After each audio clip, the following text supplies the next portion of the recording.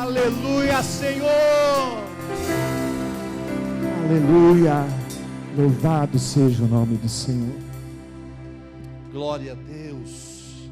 Olhe para a pessoa mais perfumada que está aí do seu lado. Dê um abraço nela e diga: Jesus te ama e eu também, meu irmão.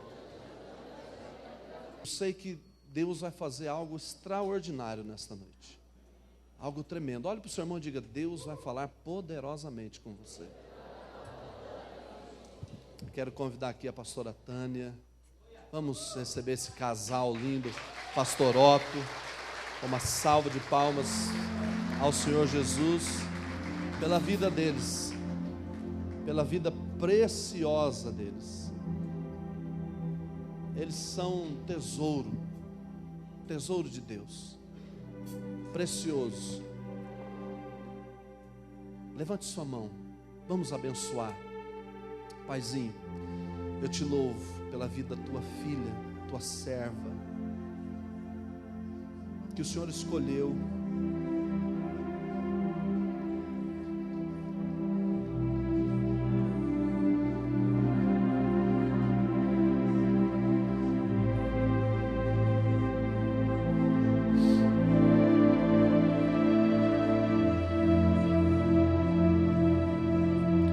Antes da fundação do mundo, foi o Senhor quem teceu a tua filha no ventre de sua mãe, e o Senhor colocou uma semente tão preciosa no coração dela, Senhor. Obrigado por ela ser incansável no teu reino. Obrigado pela unção que está sobre a tua filha, sobre a vida do pastor Otto, por essas joias raras que o Senhor nos presenteou.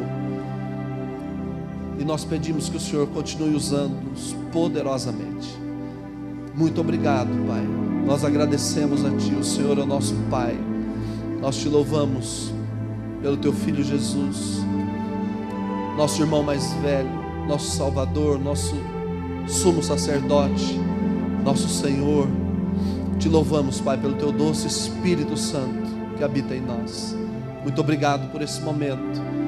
Nós consagramos esse momento ao Senhor e Te damos graças no nome do Teu Filho Jesus. Amém. Vamos lá, salva de palmas bem forte ao Senhor.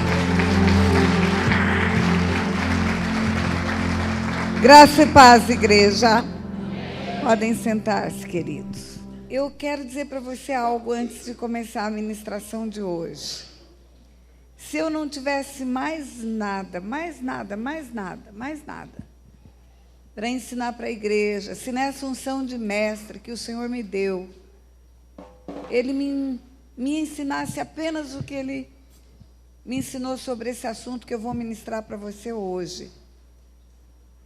Se fosse apenas isto que o Senhor tivesse falado ao meu coração, eu já diria que vim e cumpri um papel no meio da minha geração, no meio do meu tempo, para trazer luz do céu, para o povo de Deus na terra.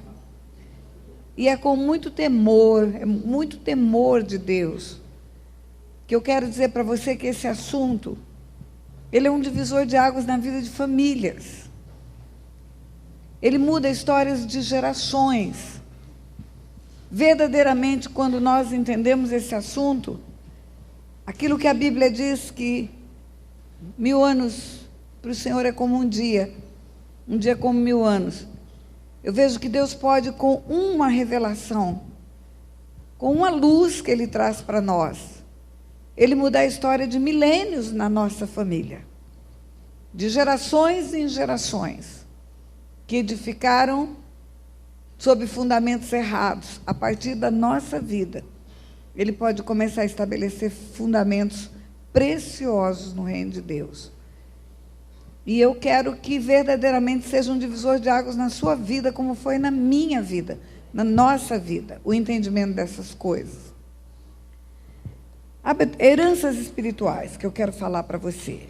Abre a tua Bíblia em 2 Samuel, capítulo 12. Eu quero te contar uma história antes de fazer a leitura do texto. Aqui todo mundo conhece um pouco da palavra, alguns conhecem muitos são os líderes, os pastores. É a história do rei Davi. Davi era um homem segundo o coração de Deus. Davi, desde menino, foi separado por Deus, foi escolhido por Deus. Era um garoto ainda, quando Deus enviou um profeta na casa do pai de Davi, para separar Davi para reinar sobre Israel. Ele era um menino, tão menino ainda, que eu acho que ele não tinha mais do que 14 anos. Porque logo depois teve uma guerra, e essa guerra é a guerra onde o gigante Golias afrontou o exército de Israel. E aquela guerra foi uma guerra tão dura para Israel que todo mundo que tinha idade para a guerra foi convocado para aquela guerra. Todos os homens com idade de alistamento foram chamados para guerrear naquela guerra. E Davi não foi chamado. Davi não tinha idade para ser alistado. E o homem chamado Jessé, que era o pai de Davi, tinha 8 filhos. E só 3 desses 8, apenas 3 tinham idade para a guerra. Então 5 não tinham idade para a guerra. E dos 5 que não tinham, Davi era o caçula. E por mais que você faça contas, você vai ver que não passa de 14 anos. E esse menino, desde menino, ele foi alinhado com o céu. A palavra obediência era a marca da vida de Davi. Davi foi, finalmente, depois do episódio com Golias, foi reconhecido como alguém de valor, foi levado para o palácio. Saul perseguiu Davi, Saul tentou matar Davi, a inveja de Saul. E ontem eu falei sobre sabedoria humana, carnal e demoníaca. Você sabe que um dos sintomas de que a sabedoria é demoníaca é a inveja. Está escrito lá no livro de Tiago. Inveja facciosa. Uma alma invejosa, por mais sábia que ela seja, essa sabedoria que ela tem não é do céu. E a inveja de Saul fez com que Saul quisesse matar Davi. E Davi fugiu para não morrer. E fugindo, Davi enfrentou muitas perdas. Davi enfrentou perdas de família, deixou a esposa para trás. A esposa era filha de Saul, perdeu amigo, perdeu emprego porque ele era escudeiro, sofreu muito, teve que se esconder no meio de homens que estavam numa caverna chamada Caverna de Adulão. Depois ele teve que montar um exército de mercenários. Aqueles homens, ele treinou para a guerra, ele preparou para serem um exército, e com aquele exército ele começou a sobreviver nos anos que Saul estava no palácio perseguindo ele. Podia matar Saul, teve oportunidade, não matou. Havia princípios de obediência no coração dele. Até que ele chega a se tornar rei de Israel. Então era um homem segundo o coração de Deus, era aprovado por Deus, e era o salmista de Israel. Aquele que escrevia: o Senhor é meu pastor, nada me faltará. Aquele que foi o primeiro homem a dizer: eu te amo, Deus. Eu falo que por isso ele foi considerado um homem segundo o coração de Deus. Porque num tempo em que a religiosidade imperava, os homens concordavam em não chegar na presença de Deus, mas serem representados pelo sumo sacerdote, uma vez por ano, no Santo dos Santos. Davi 7 vezes por dia louvava e adorava. E era o único que dizia: eu te amo, Deus. Eu te amo, Deus. Ele tinha tanta convicção que ele era uma raríssima exceção, que um dia ele escreveu: Deus, os meus inimigos estão vindo contra mim, não me deixe morrer, porque se eu for à cova, quem vai te adorar? Ou seja, ninguém te adora, só eu, né? Então me deixe vivo para te adorar.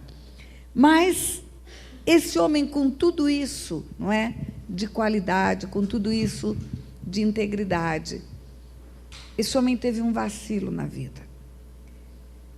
Davi era o rei de Israel, já não era mais Saul. O exército de Israel estava numa guerra contra os amonitas, e ele era o capitão maior do exército. Além dele ser o maior valente do exército de Israel, porque aquele exército foi treinado por ele treinou aquele exército, e ele era um homem de guerra. Além disso, ele era o rei de Israel. Ele era o general maior e ele era o rei, e os reis chefiaram os exércitos naquele tempo. E o povo está na guerra, o exército está na guerra. A guerra é a guerra do povo de Deus, é a guerra de Israel. E Davi não vai para a guerra. Davi fica em casa. Eu quero tirar um conceito espiritual desse ficou em casa. Davi depôs as armas dele. Davi encostou as armas dele e descansou. Eu quero dizer para você, igreja, que essa luta que não é contra a carne e o sangue, essa luta espiritual que ela é real, como eu e você somos reais, essa luta não acaba. Você pode vencer algumas batalhas, mas lá na frente tem outra batalha para ser vencida. E lá na frente tem outra batalha para ser vencida. A guerra espiritual, ela só vai acabar quando Satanás for aprisionado num lago de fogo e de enxofre por toda a eternidade. Até lá existe e é real um ser espiritual que é adversário de Deus e que vem para matar, roubar e destruir. Aquele episódio que está em Lucas 10, eles voltaram possuídos de alegria, dizendo: Senhor, em teu nome os demônios se nos submetem. Jesus enviou-os para pregar, para evangelizar, para curar. E quando eles voltam, eles dizem: Senhor, os demônios se nos submetem em seu nome, cheios de alegria. Jesus responde para eles assim: eu via Satanás caindo do céu como um relâmpago. E eis aí vos dei autoridade para pisar de serpentes, escorpiões e sobre todo o poder do inimigo, e nada, absolutamente nada, vos causará dano. Não obstante, não vos alegreis, porque os demônios se vos submetem. Mas alegrai-vos, porque o vosso nome está escrito no livro da vida. Assim está, literalmente escrito assim. Vamos entender esse texto. Eles voltam possuídos de alegria, 70 homens, dizendo: Jesus, os demônios nos obedeceram, em teu nome eles se submeteram a nós. Jesus responde: eu vi a Satanás caindo do céu como um relâmpago. Parece que é uma conversa enviesada. Os homens estão dizendo uma coisa, Jesus está respondendo outra. Não, não é enviesada. Jesus está dizendo para aqueles homens: olha, eu estava com meu pai quando houve uma rebelião no céu.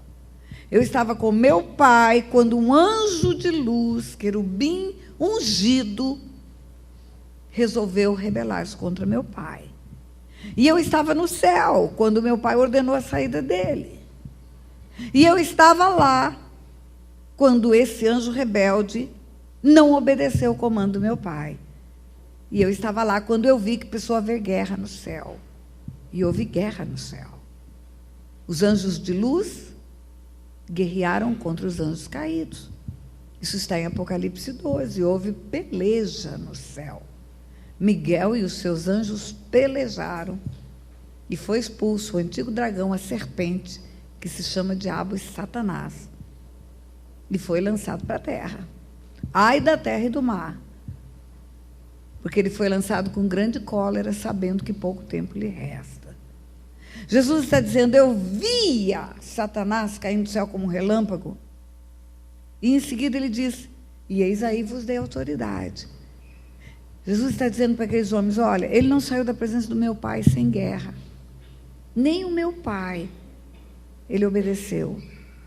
E nem ao meu pai ele se submeteu. Então, eis aí vos dei autoridade para pisar na cabeça da serpente. Vos dou autoridade para pisar de serpentes, escorpiões, sobre todo o poder do inimigo, e nada, absolutamente nada, vos causará dano. Jesus diz: eis aí vos dei autoridade para pisar de serpentes, escorpiões, e sobre todo o poder do inimigo. Espera aí, essa fala é de Jesus. Essa fala não é de Lucas, é de Jesus. Eis aí vos dei autoridade para pisar de serpentes, escorpiões, sobre todo o poder do inimigo. Jesus está dizendo que Satanás tem poder. Está. E não é a primeira vez que ele diz, ou única vez, que ele diz que Satanás tem poder. Quando Paulo encontrou-se com Jesus na estrada de Damasco. Isso está no livro de Atos, capítulo 26. O apóstolo Paulo está fazendo sua defesa diante de um rei chamado Agripa. E ele fala: indo eu, ó rei, caminho afora, pela estrada de Damasco, eis que vi uma luz mais resplandecente que o sol. E caindo eu por terra, ouvi uma voz que me disse: Saulo, Saulo, por que me persegues? Dura coisa é recalcitrares contra os aguilhões. Mas levanta-te, porque para isso te apareci, para te constituir ministro, para arrancar as pessoas das trevas para a luz, do poder de Satanás para o poder de Deus. Quem está falando de quem essa fala? É de Jesus para Paulo. Paulo fala: levanta-te, porque para isso te apareci, para arrancar as pessoas do poder de Satanás para o poder de Deus. E lá para os 70, ele fala: eu vos dei autoridade para pisar serpente, escorpião e sobre todo o poder do inimigo. 2 vezes na Bíblia, Jesus fala que Satanás tem poder. Então a igreja não pode dizer que ele não tem poder, porque o Senhor da igreja diz que ele tem. E sabe por que ele tem poder? Porque ele é um anjo. A natureza é a mesma. Originalmente ele foi formado para servir ao Senhor, seu anjo de luz, e os anjos são valorosos em poder. Ele não mudou a natureza de anjo. A natureza é a original. Mudou o caráter. Pela escolha da desobediência, ele tornou-se demônio. Mas é a mesma criatura. Lúcifer e Satanás são a mesma criatura. Lúcifer, anjo de luz, querubim ungido, e eu dei uma palavra rapidamente no primeiro dia: a unção não imuniza ninguém para a queda, por isso que está cheio de ungido caindo. O que imuniza para a queda é temor de Deus. E não é temor, medo. É medo de perder a presença de Deus. Porque não sendo santo não fica na presença de Deus. Jesus fala: eis aí vos dei autoridade para pisar de serpente, escorpião e sobre todo o poder do inimigo. Satanás tem poder porque é um anjo de luz formado para ser do bem e tornou-se do mal. É a mesma coisa você pegar um soldado do BOPE, treinar esse soldado com todas as habilidades da luta, da atividade que ele vai exercer para o bem, e ele resolve entrar para o tráfico de drogas. É a mesma pessoa, com todas as mesmas habilidades, só que agora utilizadas para o mal. Então, o poder original dado por Deus para esse anjo de luz existe, é real. E se não existisse, ele não faria o estrago que faz na terra. Não faria o estrago que faz na vida das pessoas. Mas concluindo, Jesus fala: eis aí vos dei autoridade para pisar de serpentes, escorpiões, sobre todo o poder do inimigo, e nada absolutamente vos causará dano. Você pode pisar serpentes, escorpiões, você pode vencer essa guerra, você pode guerrear essa guerra, e não vai acontecer nada com você, é o que Jesus está dizendo para aqueles homens. Mas, pastora, e a tal da retaliação? Não tem uma história de uma retaliação? Tem. A retaliação ocorre quando as janelas estão abertas. A luta espiritual, queridos, do povo de Deus contra Satanás, ou de um homem e de uma mulher de Deus contra o diabo, é como a luta de um Fusca e um Scania, uma batida na esquina. O Fusca e a Scania, quando as brechas estão todas fechadas, pecados confessados, vida arrumada com Deus. Sabe quem que é o Fusca? É o diabo. E o homem e a mulher de Deus é a Scania. Quando estão brechas abertas, pecados não confessados, a vida ainda está na jurisdição das trevas, não foi trazida para a luz. Sabe quem que é o Fusca? O homem e a mulher de Deus. Eu falo que quando você está na luz, como Jesus na luz está, você não tem retaliação, você tem colisão. Em colisão, vai ficar alguns arranhõezinhos na lataria, só. Cansaço, vontade de dormir um pouco mais, talvez um pouco mais de apetite. no máximo uma dorzinha de cabeça, porque você desgastou-se muito emocionalmente na luta espiritual. Mas você não adoece, mal nenhum te sucederá, praga nenhum chegará à tua tenda. Por isso que ele diz: eis aí vos dei autoridade sobre todo o poder do inimigo, e nada, absolutamente nada, vos causará dano. E ele conclui: não obstante, não vos alegreis. Por causa disso, porque os demônios se vos submetem. Não se encha de vaidade, porque no mundo espiritual, um ser que mata, rouba e destrói, se rende a você. Não obstante, não se alegre por isso, mas alegre-se, porque o teu nome está escrito no livro da vida. E algumas pessoas usam essa frase de Jesus: não obstante, não vos alegreis, porque os demônios se vos submetem, mas porque o vosso nome está escrito no livro da vida, para dizer: está vendo? Eu não preciso preocupar com a luta espiritual, eu preciso preocupar com a minha salvação. Mas não é isso que está escrito. Eu vos dei autoridade para guerrear, mas preocupe-se com a eternidade também, que é mais importante, é o que Jesus está dizendo. E aí voltemos para Davi. Por que Jesus fala que o nome está escrito no livro da vida é mais importante? Porque é o que vai definir a sua eternidade. Eternidade é o quê, pastora? Engraçado que no livro de Daniel fala que os santos do Altíssimo herdarão o reino de eternidade a eternidade. Gente, de eternidade a eternidade é demais para a minha cabeça. Eternidade já é demais, agora imagina de eternidade a eternidade. Eternidade é o quê? 1 milhão de anos? 10 bilhões? 800 centilhões? Brulhões de anos. Não dá para você contar. Então, a luta espiritual, ela é circunstancial, ela é temporal, ela é passageira. Ela não é eterna. O dia que Satanás for aprisionado num lago de fogo de enxofre por toda a eternidade, como está em Apocalipse 20, 10, acabou a luta. O bandido está preso. Não faz mais nada. E nós não podemos focar a nossa mente só na luta, só na luta, só na luta, só na luta, só na luta. Porque a luta vai acabar. Se a pessoa viver só para a guerra, só para a guerra, só para a guerra, acabou a guerra, o soldado vai fazer o quê? Então, Jesus está dizendo: tenha vida com Deus. Alimente-se das coisas do céu. Busque o Senhor em adoração. Por isso que a maior regra, o maior binômio da libertação é: sujeitai-vos a Deus, mas resisti ao diabo, e ele fugirá de vós.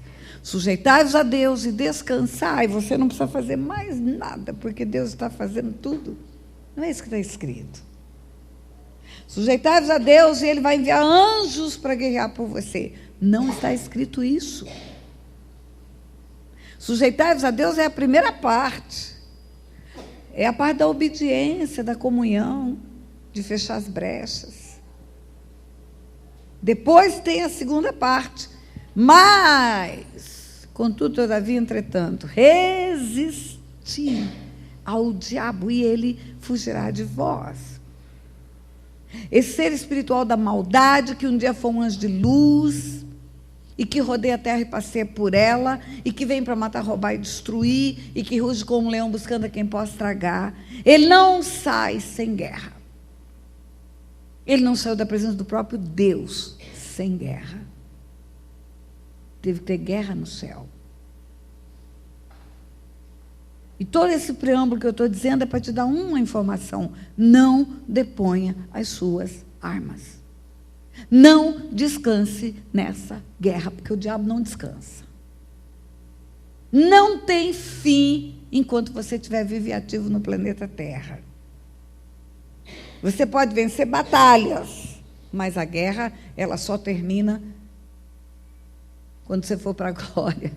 E quando ele for aprisionado no lago de fogo e de enxofre por toda a eternidade. E Davi descansou da guerra. Davi ficou em casa. Encostou as suas armas e foi para casa. Quando ele tinha que estar na batalha. E Davi chega na janela e vê uma mulher e deseja aquela mulher. Aquela mulher chamava-se Batseba, a esposa de um dos homens de guerra de Davi. Batseba era esposa de Urias. Urias era um dos fiéis valentes de Davi. Um dos homens que acompanharam Davi durante o tempo que ele foi perseguido por Saul. Homens formatados para serem leais para Davi. E ainda tinha um agravante. Batseba era filha do conselheiro de Davi. Filha de um dos anciãos que aconselhava Davi. Aquela mulher tinha marido, tinha família. E Davi olha para aquela mulher e deseja, devia ser linda. Queridos, o desejo, a tentação, não é pecado. O que você vai fazer com a tentação é que é encrenca. Por que você acha que Daniel não quis comer das finas iguarias do rei da Babilônia, Nabucodonosor? Porque quem já assistiu algum filme da história da Babilônia, ou quem leu alguma coisa da história da Babilônia, fora da Bíblia, textos históricos, sabe que era o berço da promiscuidade. Os banquetes da Babilônia regados a vinho e enfeitados com bailarinas da dança do ventre. Depois que todo mundo ficava bêbado, todo mundo transava com todo mundo na sala do banquete. Daniel não quis comer das finas iguarias do rei, porque ele não quis se sentar na mesa do rei. E Daniel, jovem, os historiadores dizem que ele não tinha 14 anos quando ele foi para a Babilônia. Alguns dizem que ele tinha 12. E ele escolheu não ficar no lugar da tentação. Ou Daniel, ou José, por exemplo, que a mulher de Potifar queria deitar com ele e puxa o José para a cama, e o José foge, fugiu, foi caluniado, foi para o presídio para não sucumbir à tentação. A tentação, ela decorre da nossa carnalidade. Carne e sangue não se converte. Essa encrenca desse corpo aqui não vai para o céu, não. Não vai. Por isso que vai voltar para o pó. Por isso que nós vamos ganhar outro corpo. Não há conversão da carne. A carne luta contra o espírito o tempo todo. E o tempo todo ela precisa ser dominada. E o que a carne oferece é bom. Mas é bom como uma ilusão. Eu gosto de contar a história do peru que a gente vai comer no Natal. Você vai para uma chácara e compra um peru. Peru, aquela ave, né? Para você fazer um banquete de Natal. Aí o peru chega na nossa casa lá para o mês de setembro, porque nós vamos engordar esse peru para fazer um bico de um banquete. Aí colocamos esse peru num cercadinho. No começo ele vem todo assustado, porque para trazer da chácara para a cidade a gente botou num saco, amarrou a boca do saco, ele morreu de medo. Mas aí você botou ele num chiqueirinho e ele fica muito legalzinho ali. No começo ele olha para você assustado ainda, porque foi você que pegou, amarrou e botou no saco. Mas depois você é a pessoa que traz a comidinha para ele. Aí você traz o arrozinho, traz o pãozinho molhado no leite, traz uma papinha, traz milho, quirerinha. Ele já começa a gostar de você. Poxa, não é tão ruim assim. Não é tão ruim, né? Vai esquentando, setembro, outubro, novembro, está um calor doido. Você ainda joga uma aguinha nele, pega uma mangueira e faz uma chuvinha em cima dele, ele morre de felicidade. Você é bom, você está dando para ele o que ele gosta. Está dando comidinha, sombra e água fresca. Quando chega dezembro, começo de dezembro, ele está te amando.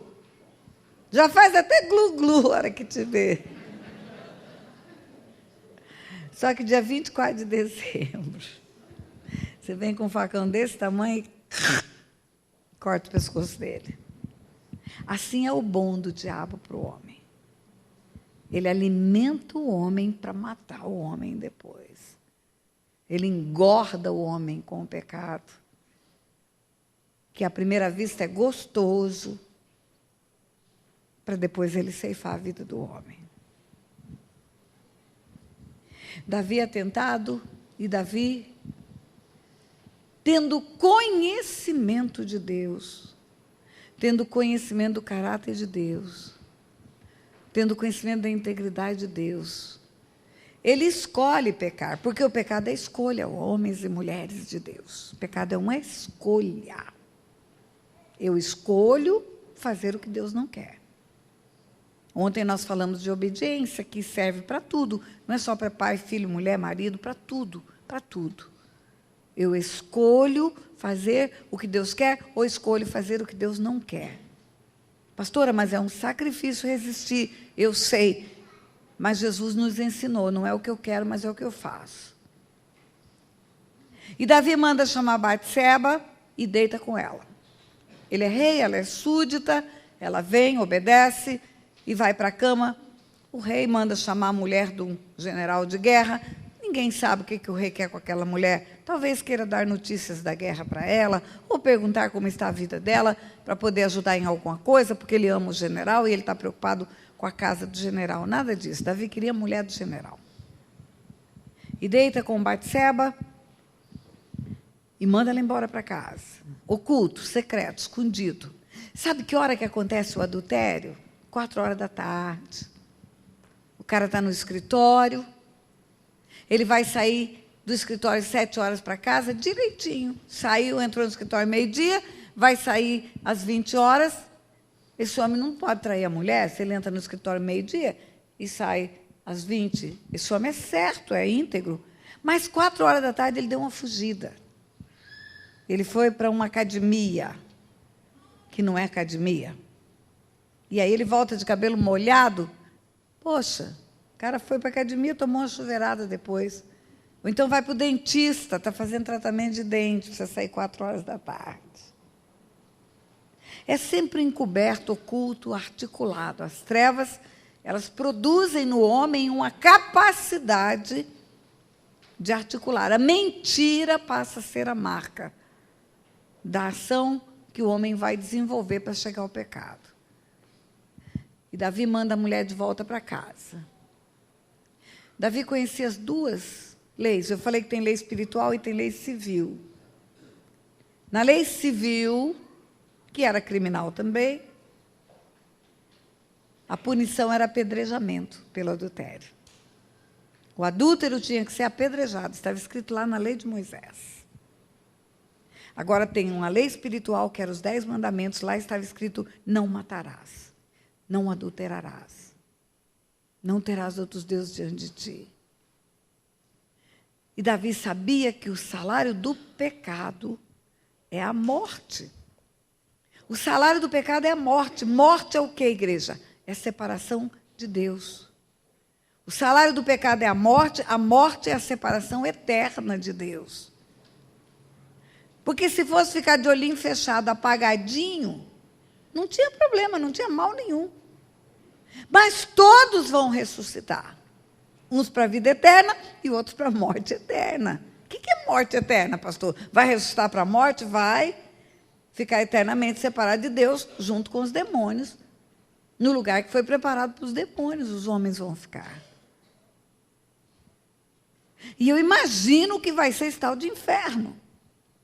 Porque eu vejo o estrago que o diabo faz na vida de uma pessoa. Imagina milhões de demônios livres para atacar as pessoas no inferno. Eu imagino o que será. Que tormento haverá naquele lugar. Davi sabe que o salário do pecado é a morte. Sabe que morte é a separação de Deus. Deixa eu chamar sua atenção para algo. Quando eu falei sobre paternidade, eu falei a parábola do filho pródigo. E eu falei que o filho saiu da casa do pai, foi viver dissolutamente, arrependido voltou, está em Lucas 15. E nós usamos essa parábola para falar de desviados. Fulano está desviado. Se você ler a parábola, você vai ver que não está desviado, está morto. O pai fala para o filho que fica com ciúme Meu filho, alegre-se, seu irmão estava morto e reviveu. Estava perdido e foi achado. Mas então alguém que já esteve na casa do Pai pode ficar morto? Pode. Porque o salário do pecado é a morte. E a morte é a separação de Deus. Então, os tais desviados estão mortos e precisam viver outra vez.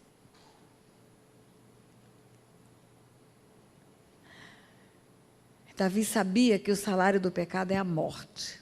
Morte, separação de Deus. Davi sabia que o pecado do adultério, na lei de Moisés, era apedrejamento. E assim, ainda assim, ele adulterou. Agora, sabe o que acontece? Eu disse que a carne luta contra o espírito. A promiscuidade alimenta a carne. Eu vou te dar uns flashes, né, de outros assuntos que eu não vou tratar aqui, como, por exemplo, a promiscuidade. A promiscuidade alimenta a carne. É como uma droga para a carne. E quanto mais o homem adentra na promiscuidade, vamos pegar a pornografia da internet, masturbação. Quanto mais ele entra na promiscuidade, mais o espírito dele vai perdendo a capacidade de conectar-se com o céu. A promiscuidade mata o discernimento espiritual. Então, Davi, mesmo um homem que estava linkado com o céu, que falava com Deus 7 vezes por dia, estava cauterizado, fica como que anestesiado pelo pecado da carne. Ele achou que estava tudo normal. Batseba pode ir para casa, está tudo normal. Não manifestou temor de Deus, não manifestou arrependimento. Às vezes o homem pensa que aquele ditado que tem no mundo, ou a mulher pensa, um ditado que tem no mundo, lavou, está novo, que isso funciona no mundo espiritual. Mas não funciona. Eu já falei que as leis do mundo natural não servem para o mundo espiritual. Por exemplo, quando um homem se deita com uma prostituta, ele se torna uma só carne com ela. E os demônios que tem na prostituta podem passar para ele. E camisinha segura a AIDS, mas não segura demônio. Ocorre transferência de demônios no ato sexual. Mas eu não vou falar sobre isso. Quando fizermos o Silk, vamos falar.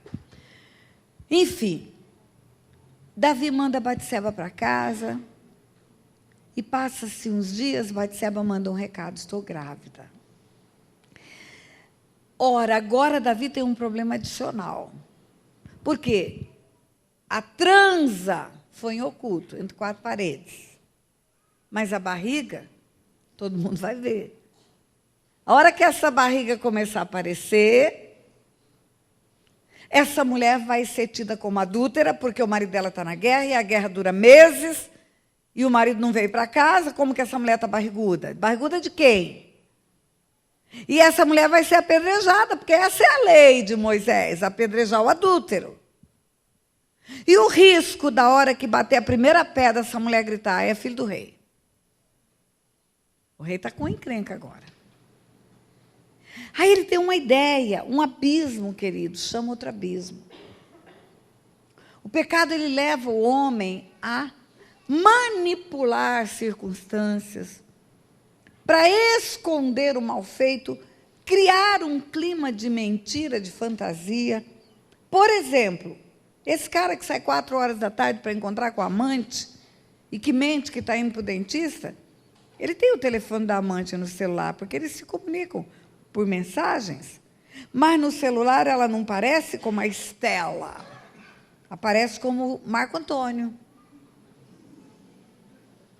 E a mulher fala: por que você apaga as mensagens? Ah, porque esse tal desse Marco Antônio é muito chato, toda hora manda notícia de futebol para mim. Então, começa a mentir. Um dia está com a esposa, e a Estela, mais ousada, manda uma mensagem: querido, eu te amo, estou te esperando, desce um pouquinho para a gente se ver na esquina rapidinho. E aí ele fica doido com aquela mensagem, apaga aquilo ali rapidinho e fala para a mulher: vou descer para comprar um pão quentinho para a gente tomar um café. Um abismo vai chamando outro abismo. Começa a articular. E Davi tem uma ideia. A forma de salvar Batseba, não ser apedrejada e de ficar livre de ser descoberto, é trazer o marido. O marido está na guerra.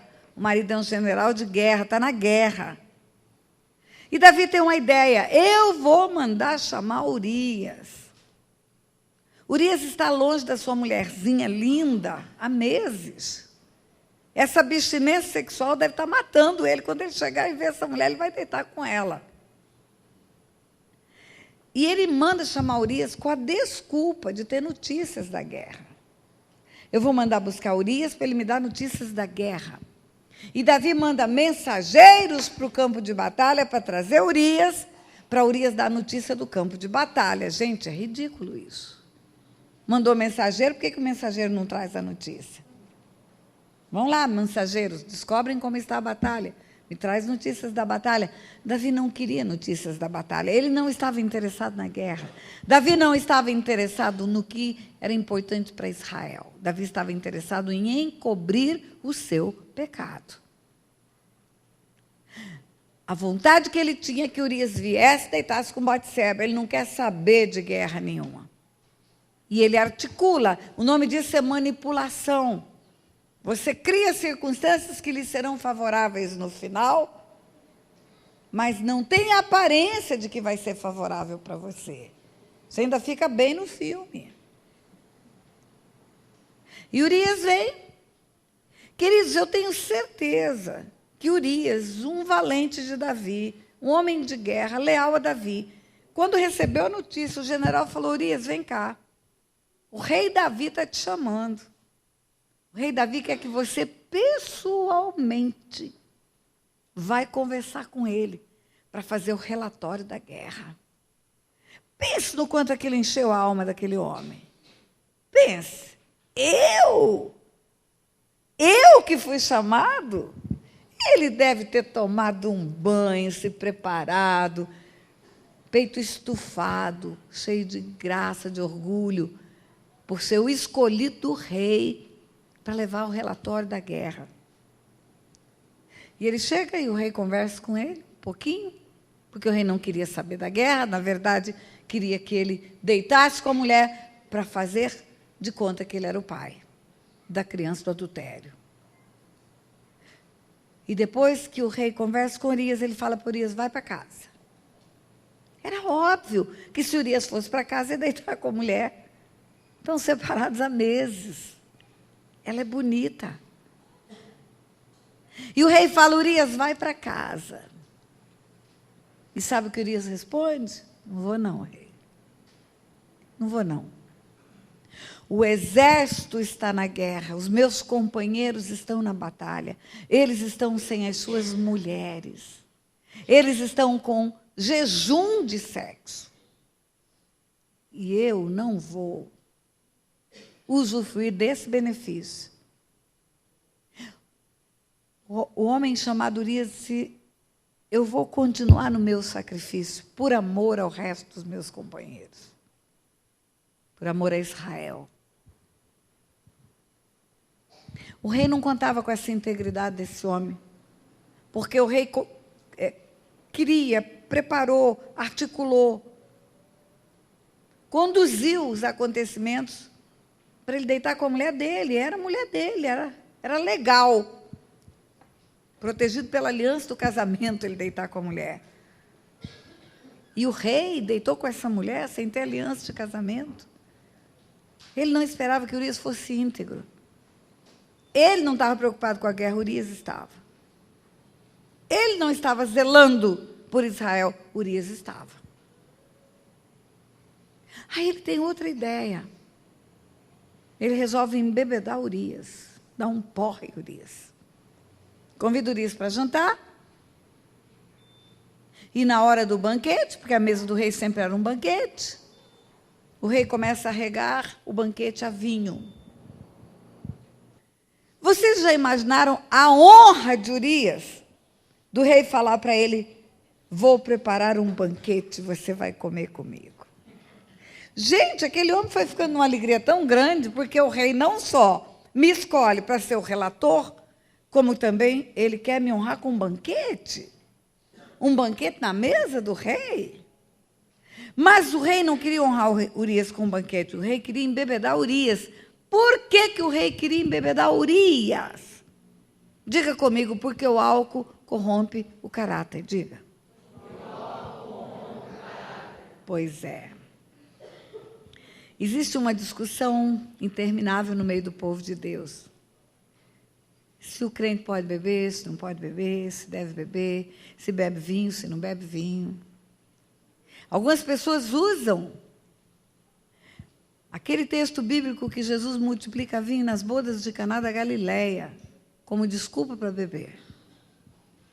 E eu só pergunto para essas pessoas assim: você acredita mesmo, você acredita de verdade, que o Jesus que você serve, com o caráter íntegro que ele tem, que só plantou o bem, ele ia chegar numa festa de casamento, no final da festa, onde todo mundo já bebeu todas, e quem já foi do mundo sabe o que é beber todas, e ele colocar mais álcool em cima daquele povo? Você acredita mesmo nisso? No Velho Testamento está escrito, no livro de Levítico, que ao sacerdote era proibido beber vinho ou bebida forte. Por quê? Porque ele chegava diante de Deus no Santo dos Santos. E ele não podia ter o corpo dele contaminado. Se tivesse, morreria. E depois que Jesus veio na cruz, morreu por nós, todos nós nos tornamos sacerdotes. Porque nós não entramos mais no Santo dos Santos. O nosso corpo é o Santo dos Santos. O Espírito de Deus habita em nós. Por isso que está escrito: vós sois raça eleita, nação santa, sacerdócio real. Por isso que está escrito, Apocalipse 5, digno é o Cordeiro de abrir o livro, tirar o selo, porque foi morto, e com o seu sangue comprou povos de todas as raças, tribos e nações, e os constituiu reis e sacerdotes. Reis e sacerdotes. Comprou povos de todas as raças, tribos e nações, e os constituiu reis e sacerdotes. E reinarão sobre a terra. Todos nós hoje somos sacerdotes. Sacerdote é aquele que pode entrar na presença de Deus e trazer o céu para a terra. E se no Velho Testamento o sacerdote não podia beber vinho, no Novo Testamento também ele não pode. E se isso não convence um cristão, talvez convença com outros argumentos. Como juiz, eu implantei um plano de segurança, e para fazer esse plano de segurança, eu fiz o mapeamento do crime na cidade de Resende, porque o plano tinha políticas públicas de prevenção, além dos projetos de combate, e fazendo o mapeamento do crime na cidade de Resende, eu descobri que o álcool é um gatilho para o crime. Eu descobri que o índice altíssimo de estupros, o indivíduo estava embriagado. Um índice altíssimo de violência doméstica, com a mulher apanhando e até morrendo, o indivíduo estava embriagado. Um índice altíssimo de briga nas ruas, embriagado. E você não precisa acreditar em mim? Olha no livrinho do Detran, quando vai fazer a prova para motorista. Você vai ver quanto índice de acidente na estrada, por causa do álcool. A lei seca está aí por causa disso. Outro dia estava almoçando lá em João Pessoa, e conversando com um casal sobre isso, perguntou-me: a senhora bebe? Pastora, não. Já bebi. Por que a senhora não bebe? Nada que tem álcool, nem vinho, nem vinho. Por que a senhora não bebe? Eu falei: olha, eu não tenho muito tempo para te explicar, porque eu tenho que te dar uma aula inteira sobre isso, mas eu vou te fazer uma pergunta. Alguém já atropelou alguém na estrada porque bebeu Coca-Cola? Não. Alguém já esfaqueou alguém porque bebeu Guaraná? Não. Ou porque bebeu água? Não. Então eu não preciso te responder, que esse negócio é do mal. E se você não tem nenhuma dúvida, vai ter menos ainda quando eu te contar que tudo que é ritual das trevas, todos, rituais das trevas. Na encomenda do diabo das oferendas, o álcool está na primeira linha. Não tem um ritual das trevas que o diabo não encomende álcool. Da mesma fonte, não pode ser água limpa e água suja, a Bíblia diz. Não pode ser água doce e água amarga, a Bíblia diz. Do mesmo tonel que sai o vinho que alguém bebe bonitinho na sua casa, sai outra garrafa que um homem estuprou uma criança de 3 anos de idade. Da mesma leva de cerveja que bebe o rapaz bonitinho na praia, sai a outra garrafa ou as outras latinhas que um jovem dentro de um automóvel arrebentou uma família que nem bebe, que estava no outro carro. É do cão esse negócio. Davi embebeda Urias, para Urias ir para casa. Bêbado, porque Davi achou que bêbado, Urias perderia a integridade. Eu vou botar esse cara bêbado, ele vai esquecer de Israel, vai esquecer do exército, vai esquecer da guerra, e só vai pensar em sexo. Só que a integridade de Urias era prova de álcool. Bêbado, o cara não foi para casa. Dormiu na porta do palácio. Quando o rei Davi descobre que o homem não foi para casa, nem bêbado, um abismo chama outro abismo, o pecado vai fazendo você gradativamente pecar mais, pecar mais, pecar mais. Ele resolve matar Urias. Eu vou ter que matar esse cara. Porque se eu mato Urias, a mulher vira viúva. E se eu caso com a viúva, não é adultério.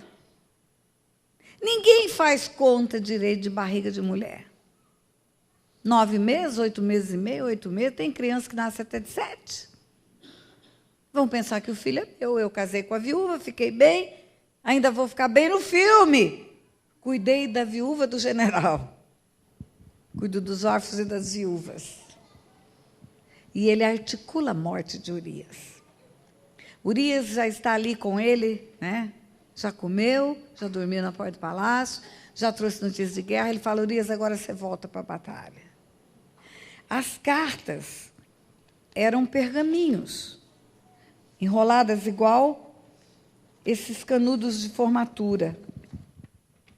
Era feita de papiro ou feita de pele de animais, mas eram enroladas, canudos enrolados.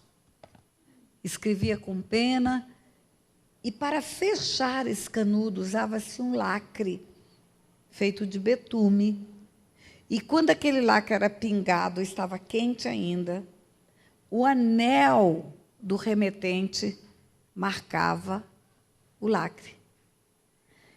O rei escreve uma carta, derrama o lacre, e o anel do rei fecha a carta e torna ela inviolável.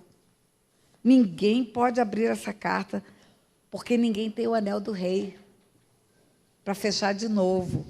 E quando abrir, ver a assinatura do rei e não ver o anel do rei, violar a correspondência. Urias leva na mão dele a carta. E sabe o que ele escreveu? Bote Urias na frente da batalha para morrer. As guerras eram homem a homem, igual você vê nos filmes. Quem está na frente morre primeiro. Não tem arma de fogo, tem arma branca, faca, espada, lança. E Urias morre. O que Davi queria, aconteceu. Morreu Urias. Davi casou com Batseba. Davi casou com a viuvinha. Queridos, passou-se algum tempo.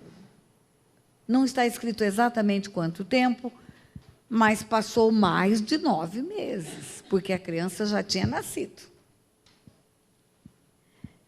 E Deus estava em silêncio nesse tempo.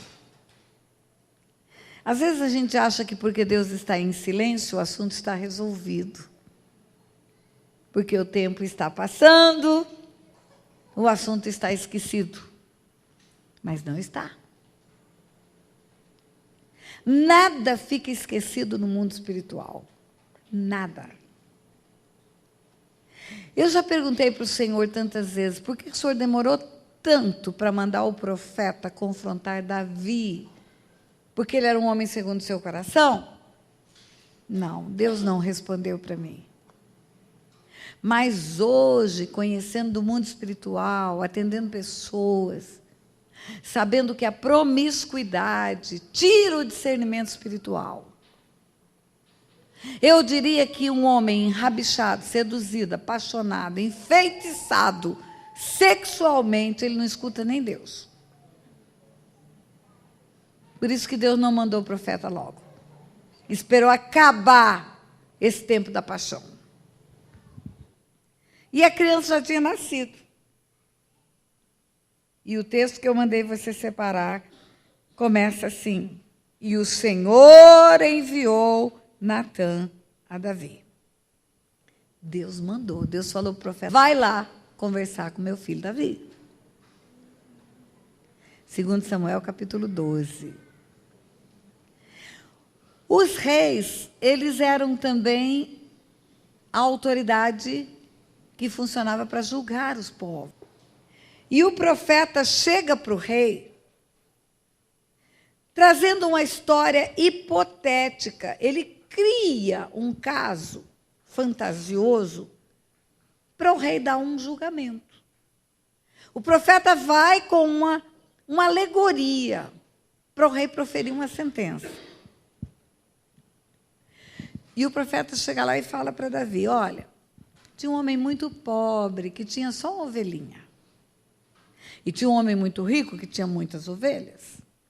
E esse muito rico recebeu um convidado. E ao invés de pegar uma das suas ovelhas e oferecer para o convidado, sabe o que ele fez? Ele matou a única ovelhinha que o pobre tinha. E agora, rei, como vamos fazer? E o rei tomou-se de ira e falou: esse homem tem que morrer. Que homem mau é esse? Que toma a única ovelhinha de um pobre.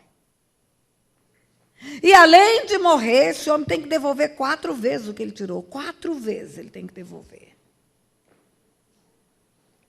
A Bíblia não diz, mas eu acredito que o profeta apontou o dedo para o nariz do rei. Porque o profeta fala: tu és o homem. É você o cara. É você, rei, esse cara. E aí Deus começa a falar com Davi, a partir do versículo 9. Por que, pois, desprezaste a palavra do Senhor, fazendo o mal diante dos seus olhos?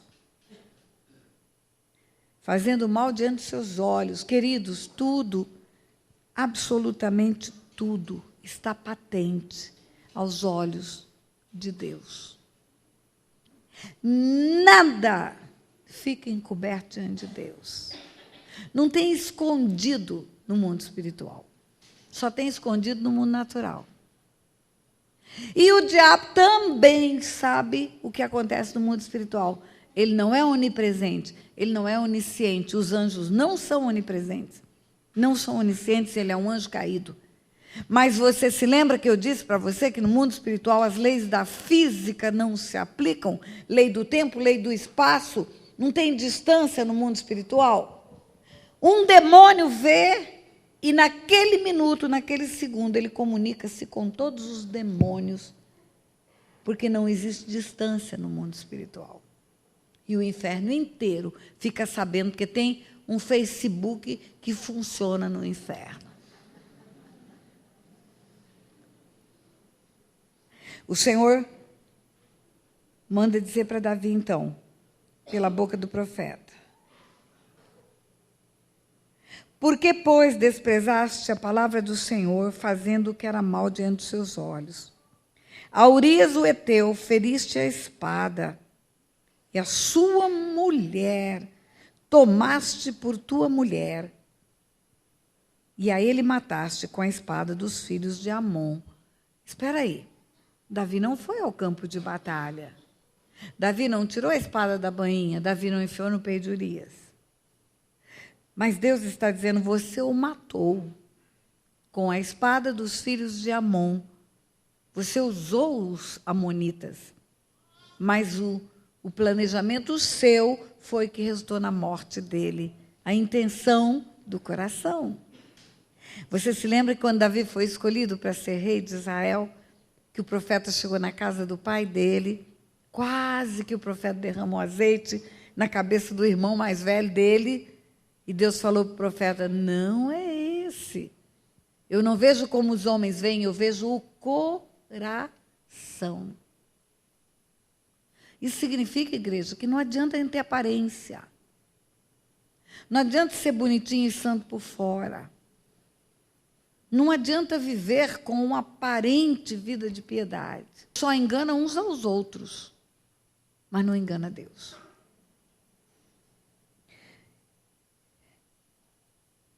A Urias o Heteu feriste a espada, e a sua mulher tomaste por mulher, e a ele mataste com a espada dos filhos de Amon. Versículo 11. Agora, pois, jamais se apartará a espada da tua casa, porquanto me desprezaste e tomaste a mulher de Urias o Heteu para ser tua mulher. Agora, pois, jamais se apartará a espada da tua casa. O decreto de Deus é assim: você teve um derramamento de sangue, Davi. Agora, na tua casa, não vai mais acabar derramamento de sangue. Jamais se apartará a espada da tua casa. Casa, casa. Casa, Deus não está falando de construção, de prédio, de tijolo, de cimento. Ele está falando de família. Crê no Senhor Jesus, será salvo tu e a tua casa, tu e a tua família. Agora, Davi, a espada jamais vai se apartar da tua família. Na tua família vai haver mortes, em outras palavras. Porque me desprezaste e tomaste a mulher de Urias o Heteu para ser tua mulher. Assim diz o Senhor, versículo 11. Eis que suscitarei da tua própria casa o mal sobre ti, e tomarei as tuas mulheres perante os teus olhos, e as darei ao teu próximo, o qual se deitará com as tuas mulheres perante o sol, porque tu fizeste em oculto. Mas eu farei esse negócio perante todo Israel e farei perante todo o sol. Há uma lei espiritual, igreja. Há uma lei no mundo espiritual, um princípio espiritual. Aquilo que nós fazemos encoberto, pecados ocultos nossos, na geração seguinte, vira escândalo. O que está encoberto numa geração, na outra geração, é do conhecimento público. Eu atendi um homem, um pastor no norte desse país, que ele tinha uma perversão sexual. E aquele pastor escolhia as adolescentes que não tinham pai. E ele começava a abraçar aquelas meninas carinhosamente. Passa a mão no cabelo, abraça, põe a cabecinha no ombro. Mas a intenção do coração dele não era a paternidade espiritual, ser pai espiritual delas. Nem suprir essa carência paterna que elas tinham. A intenção do coração era ficar excitado com o abraço que ele dava nelas. E a esposa dele percebia. Chegava uma hora, a coisa ficava tão escandalosa que ela tinha pavor de imaginar que uma das meninas percebesse, deixasse a igreja, perdesse a fé e que virasse um escândalo. Aí ela insistia com esse marido para eles mudarem de cidade. Para ele começar o ministério dele em outra cidade. E numa denominação que permitia esse deslocamento. Pastor, eu já cumpri meu projeto aqui nessa cidade, agora eu quero abrir um ministério em outra cidade. Vá abrir em outra cidade. E lá na outra cidade, mais cedo ou mais tarde, acontecia também. E eles tinham 2 menininhas. O casal, o pastor e a esposa, tinham 2 menininhas. E eram crianças ainda. Mas muda daqui, muda dali, as menininhas cresceram. E eram gêmeas. E quando elas estavam na idade das meninas que ele assediava, as 2 meninas, 2 adolescentes, apareceram grávidas ao mesmo tempo. 2 namoradinhos, que eram 2 crianças também, não puderam assumir as crianças, e aquelas meninas, mães solteiras, adolescentes, 12 para 13 anos de idade. grávida. Quando ele procurou ajuda, e aí ele entendeu o mundo espiritual, aí ele entendeu a colheita espiritual que ele estava fazendo, aí ele entendeu que quem planta melancia, colhe melancia. Quando ele foi pedir ajuda, ele falou: pastora, quando eu vi as barrigas das minhas meninas, vinha no meu coração a convicção do meu pecado que eu fiz com aquelas garotas que nem sabem o que eu fazia depois do abraço que eu dava nelas. Há uma lei espiritual. Aquilo que uma geração faz em oculto, a outra geração tem a autorização do diabo para fazer na luz do sol. Na verdade, a autorização de Deus. Porque o diabo não dá um passo sem a permissão de Deus. O que tu fizesses em oculto, eu farei perante todo este sol. Versículo 13. Então disse Natã a Davi: pequei contra o Senhor. E disse Davi a Natã: pequei contra o Senhor, e disse Natã a Davi: o Senhor te perdoa o teu pecado, não morrerás. Eu vou te dar uma tarefa, você vai ler em casa o Salmo 51. O Salmo 51, Davi escreveu nesse dia. No dia que ele foi confrontado pelo pecado do adultério. E no Salmo 51, você percebe pela poesia do Salmo 51 que Davi se arrependeu de verdade. Davi se arrependeu, porque no Salmo 51 ele escreve: Senhor, pequei contra o Senhor, somente contra o Senhor. Senhor, não te afastes de mim. Não retires de mim o teu espírito, ele fala para Deus. Ele se arrependeu, pequei contra o Senhor. Lembra do filho pródigo? Voltarei para a casa do meu pai e direi: pequei contra os céus e diante de ti. E o pai do filho pródigo representa Deus na parábola. O arrependimento, igreja, é diferente de remorso. Remorso é um constrangimento na alma que a pessoa tem quando faz alguma coisa errada. Mas o foco é a terra, é ao redor dela. No remorso, eu estou preocupada com a amiga, o que vai pensar de mim. Eu estou preocupada com as circunstâncias que eu causei. Eu estou preocupada com a encrenca que eu arrumei. Eu estou preocupada com o que vão dizer de mim. Eu estou preocupada com a minha reputação. Se fosse remorso, Davi estaria preocupado com Batseba. O que Batseba vai dizer quando souber que eu mandei matar Urias? Estaria preocupado com o conselheiro, o pai de Batseba. Meu amigo, meu conselheiro, quando descobri que eu fiz a filha dele ficar viúva. Ele estaria preocupado com a sua reputação de rei. Eu sou o rei de Israel. E agora o que vão dizer de mim? No remorso, o homem está preocupado com as circunstâncias e com o fruto que ele colheu. Judas teve remorso, por isso suicidou.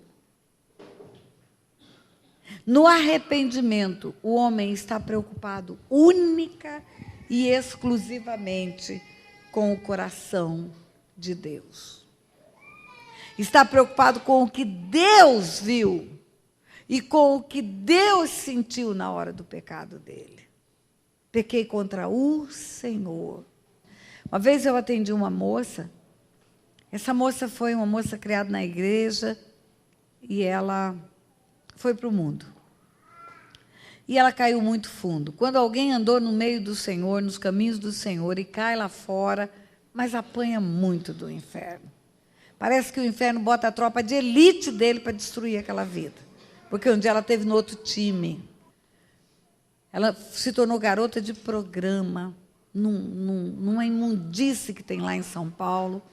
No dia do atendimento, essa moça chorava. E ela falava assim: eu não entendo como é que Deus aguentou ver isso que eu fiz, pastor. Eu não entendo como é que Deus me viu no meio da lama. Tinha dia eu estava tão drogada e eu ia com tanto homem para a cama que eu nem sabia quantos eram. Ela falou: pastor, eu não entendo como que Deus não me matou. Como que Deus teve paciência de esperar o meu arrependimento. E eu disse para ela, você sabe por que Deus não te matou? Porque Ele conhece o amanhã. Naquele dia, quando você estava no leito, drogada, com 5 homens, Deus estava vendo o dia de hoje, você arrependida porque feriu o coração dele. Por isso Ele não te matou. Agora, aquela mulher, ela não estava preocupada com ninguém. Ela não chorava por ninguém. Ela chorava pensando no que Deus estava sentindo pelo pecado dela. E o arrependimento de Davi foi sincero. Pequei contra o Senhor. O Senhor é que era o foco de Davi. Davi não está preocupado com Batseba. O dia que ela descobrir, ela pode até me largar. Não importa. O dia que o meu exército descobriu o que eu fiz, pode não me obedecer mais, não importa. A palavra de Davi é pequei contra o Senhor. E quando o teu arrependimento é sincero, quando o teu coração é realmente quebrantado pelo pecado, quando você sabe que feriu o coração de Deus, isso é o arrependimento. Aquele que arrepende e confessa, alcança misericórdia. Jesus não tinha vindo, não era o tempo da graça, era Velho Testamento.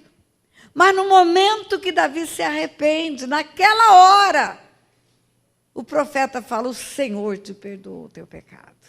Não morrerás. Não é 1 minuto depois, não é meia hora depois, é na hora. É você que se arrepende, o céu se abre sobre sua cabeça. O Senhor te perdoou o teu pecado, não morrerás. Não morrerás. Por que não morrerás? Porque o salário do pecado é a morte. Deus está dizendo, você não tem mais essa pena de morte sobre a sua vida. Mas a história não termina aqui. O versículo seguinte está escrito assim, mas, porque deste motivo aos inimigos do Senhor que blasfemassem contra o Senhor, também o filho que te nasceu morrerá. Espera aí. O Senhor te perdoou o teu pecado, não morrerás. Davi, você é o pecador, você cometeu o adultério e o homicídio, e você não vai morrer. Mas você deu um motivo com o teu pecado para que blasfemassem os inimigos do Senhor. Porque você deu esse motivo, também o bebê vai morrer também. Por que também?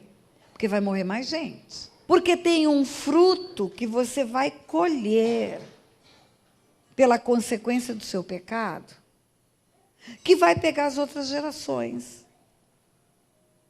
Mas, pastora, não está escrito na Bíblia que a alma que pecar, essa morrerá? Está. O perdão do pecado não acaba com a morte? Acaba. Não garante a vida eterna? Garante. E como que é esse negócio dos filhos de Davi morrerem? Tem uma lei espiritual feita pelo próprio Deus. Visitarei a iniquidade dos pais nos filhos, até a 3ª e 4ª geração. Visitarei a iniquidade dos pais nos filhos até a 3ª e 4ª geração. Mas a alma que pecar, essa morrerá. Não tem um versículo que diz que o pecado do pai não vai para condenar o filho? Tem. Eu não estou falando de pecado mais. Eu estou falando de consequência espiritual de pecado, colheita espiritual, herança espiritual. Pastora, não é a mesma coisa? Não é a mesma coisa. O pecado te separa de Deus e o perdão do pecado te aproxima de Deus e te garante a vida eterna. A consequência do pecado não tira a sua vida eterna. Não traz a morte. Mas ela estraga a vida agora. Não trata da eternidade, trata da vida hoje. O salário do pecado é a morte, o perdão e o arrependimento resolve a morte. A alma que pecar não morre mais. Mas a colheita espiritual, o fruto Não é a morte, é a perda da vida abundante. O que aconteceu mesmo com Davi? A criança morreu. Morreu. E depois? E depois um filho estuprou uma filha. Um filho estuprou uma filha, a pastora estuprou. Um estupro tão diabólico. Satanás pode agir em qualquer área do corpo, da alma e do espírito. Satanás pode se alojar no espírito do homem, na alma do homem, no corpo do homem. Por isso que a Bíblia fala: apresenteis vosso corpo, alma e espírito íntegros. A Bíblia conta em Lucas a história de uma mulher encurvada, 18 anos. Jesus expulsa o demônio e a mulher endireita. Lucas 13. A mulher tinha problema de coluna? Não, tinha demônio. Lucas 11, o menino era mudo. O demônio sai, o menino fala. Tinha problema de cordas vocais? Não, tinha demônio. Mas o demônio estava nas cordas vocais, o demônio estava na coluna. Então o demônio pode pegar uma parte do corpo do homem e se alojar ali. E mesmo que não tenha grito, aquela rolo que ele faz, o demônio está ali, tá. Você se lembra que a mulher encurvada não gritava, ela estava no centro da congregação. Davi fala: um boi seu ficar preso no sábado e você vai lá e liberta o boi, como que eu não vou libertar essa filha de Abraão, que está presa há 18 anos? Estava presa. No corpo estava presa. Satanás pode pegar qualquer área do corpo do homem, qualquer área. E ele pode pegar uma área do cérebro do homem,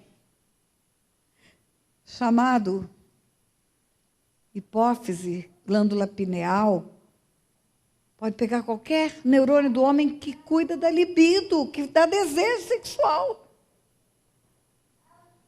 Você acha natural que um homem tenha desejo sexual por uma criança de 3 anos de idade?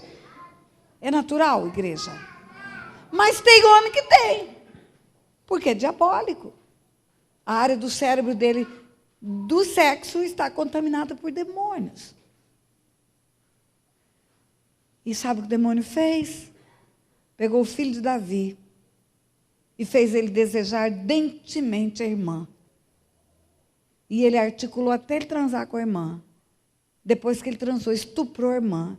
Acabou o desejo pela irmã e ele expôs a irmã publicamente. Amor não vira ódio. No minuto seguinte, aquele desejo era diabólico. Aminon estupra Tamar. E Absalão, irmão de Tamar, mata Aminon. E Absalão se levanta contra o pai. Enfim, a história da família de Davi foi uma bagaceira tão grande. Era tradição em Israel, queridos, na velhice, na hora da morte, o velho ancião chamar os seus filhos para abençoar. Tinha 2 finalidades de chamar os filhos. Ele abençoar os filhos, porque ele ia partir, e os filhos aquecerem o corpo dele do frio da morte. Nos últimos momentos de Davi, ele não tinha um filho em volta dele. Tiveram que trazer uma virgem de Israel para aquecer o corpo dele, porque o grande rei de Israel não tinha família. A família foi destruída por causa do pecado dele, de adultério e de homicídio. Com Davi, ele teve que colher esse fruto. Sabe por quê? Porque Jesus não tinha vindo ainda na terra. Na cruz do Calvário, nós temos como romper isto. Na cruz do Calvário você tem o perdão do pecado e tem também a troca da maldição pela bênção. Na cruz do Calvário ele fez-se maldição no nosso lugar. Na cruz do Calvário ele fez doença no nosso lugar.